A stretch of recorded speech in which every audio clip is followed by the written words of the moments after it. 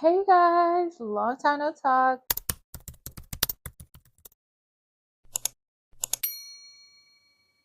I know I've been away, but we're back at it. I'm trying to be consistent on this channel.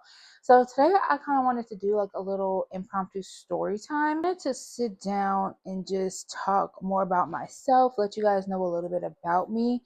Something that I don't talk about often is my journey with narcolepsy. I am a narcoleptic. I was diagnosed when I was 16 years old, and it's a major part of my life. It's not my whole entire life, but it's a major part of who I am and how I become who I am. I do want to just talk about my journey with narcolepsy and how that looks today as a new mom.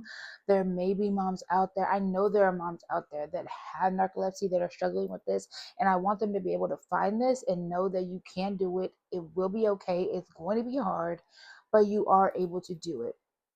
When I first got pregnant, I wasn't able to find any type of resources for mothers with narcolepsy, mother forums of moms with narcolepsy. I wasn't able to find any of that. So I kind of want to create that type of just supportive community. If you do have narcolepsy and you have questions, you can always reach out to me via DM, comments, anything. Just make sure to like, subscribe, and hit that notification bell so you know when I post. But let's go ahead and get into the story time. So I was diagnosed with narcolepsy at the age of 16. I was in high school, junior in high school.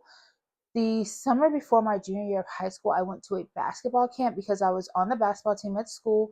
And in that basketball camp, I started falling asleep while we were waiting to play our games, falling asleep in the dorm rooms while we were in between games, before, after lunch, before breakfast, all throughout the day. My teammates would have to come in the room and wake me up. We would be having teammate conversations and I would fall asleep.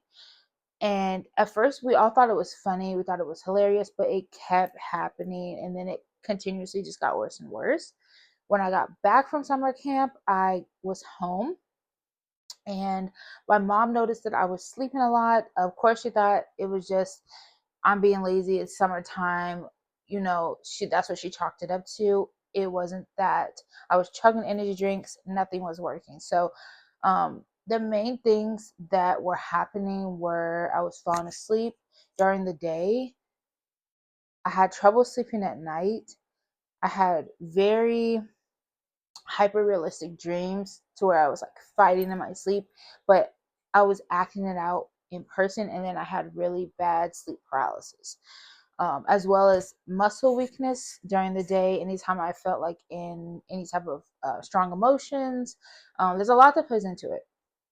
So basically, long story short, I ended up finding a forum online. It was like a questionnaire for this sleep website. And it was like, are you having problems with your sleep? And I'm like, yes, I'm having problems with my sleep. Like, I'm going to take this quiz and it's going to fix all my problems for me. And I took the quiz and it was like, you either have this, or this. So I went downstairs, I showed my mom, and I was like, this is telling me that I have narcolepsy. And she was kind of like, okay, if you really feel like that's because she knew something was wrong too. We just didn't know what it was. So she was like, if you really feel like that, let's go to the doctor and get this figured out. So we went to the doctor. I let them know what was going on, how I was feeling, the quiz that I took. Of course, they wrote like, okay, that's like worst case scenario. Let's test you for they test me for like Lyme disease, anemia, a couple of other things. They did a bunch of tests and I passed all the tests. I was negative for all that stuff. So they were like, okay, well, I guess we'll put you down for a sleep study. So I got connected to a sleep doctor. I did a sleep study. They hook up a bunch of stuff to your head, to your brain, to your chest, monitor you for 2 days, overnight, and then a full day the next day. And so I stayed overnight. My mom slept in the room with me. It was crazy. It's a crazy experience, especially as a 16-year-old. You're like, what's going on? But yeah, so I woke up the next morning at the hospital, spent the whole next day at the hospital. They monitor you all throughout the day, and you have to take 2 scheduled naps throughout the day. They basically are trying to see how fast you fall asleep, which I fall asleep in about 2 to 3 minutes. So after I close my eyes, I fall asleep about 2 minutes after I close my eyes, which is absolutely crazy. Yeah, so all the tests I failed.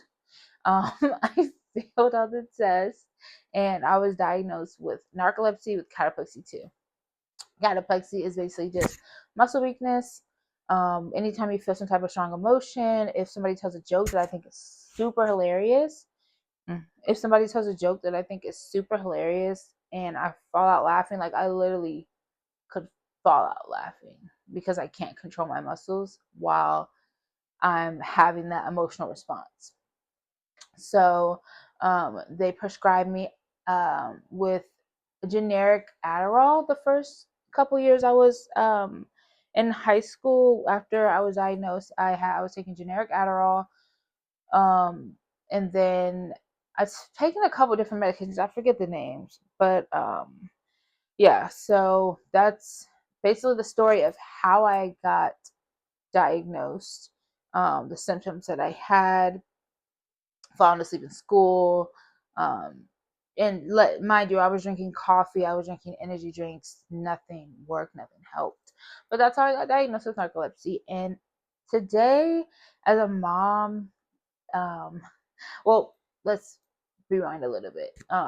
I've been to college. Like I said, it's doable. Living a life with narcolepsy is not, it's not the end all be all. Mind you, I don't have worst case scenario narcolepsy. I have fallen asleep while driving. Like, sad to say, those things have happened, but I don't have worst case scenario. You're still able to live your life. I was still able to go through college. I finished with a bachelor's degree and I finished with a master's. I don't let narcolepsy stop me from doing the things that I want to do. I just have to navigate how to do it differently than, I don't want to say it, an average person would. So when me and my husband decided that we wanted to start trying for a baby, I had to stop taking my medication because you're not supposed to take any type of, because they're stimulants. It's not good for fetus. So that was a decision in itself that I personally had to make. I know that I wanted to have children. I've known my whole entire life that I wanted to have children. Being an narcoleptic was not going to stop me from having children. We decided to start trying for a baby, and we got pregnant very quickly, and we had our son. And we had our son in September of 2024 last year. And let me tell you, it's been a ride, especially because I decided to breastfeed. So that extended me not being able to take my medication. It's definitely, for the level of narcolepsy that I have, it's doable. It's not ideal because, you know, you are taking care of a baby.